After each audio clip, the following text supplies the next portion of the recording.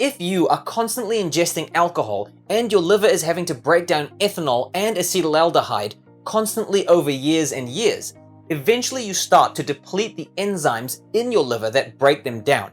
This can eventually lead to a buildup of ethanol in your liver, and that's when the body starts to produce scar tissue to protect the liver, and that's what ultimately leads to liver cirrhosis and eventually liver failure. Now keep in mind that this doesn't happen overnight.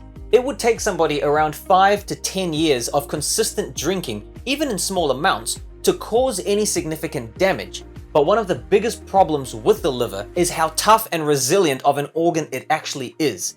The liver doesn't actually let off a lot of symptoms early on, and it tends to go for years and years taking abuse and getting beat up without actually letting us know or letting us suffer from any side effects, external or internal. The problem with this is that somebody could consume alcohol or tobacco or pharmaceutical drugs for years and years and years, causing damage to their liver, but they'll never know because the symptoms and side effects are so few and far between. So some signs that you guys can look out for may include things like a swollen midsection or a belly that's pushing out forward. Sometimes when you have fatty buildup or scar tissue in the liver and the liver starts to swell, it can protrude the gut forward, coming off as a beer belly, when in actual fact it could just be signs of early liver damage. There's also a medical condition called ascites, which can appear to look like a beer gut as well, but it's actually not fat or a belly. It's actually a buildup of fluid around your midsection as a result of a damaged liver. Some of the symptoms associated with ascites are things like swelling of the ankles,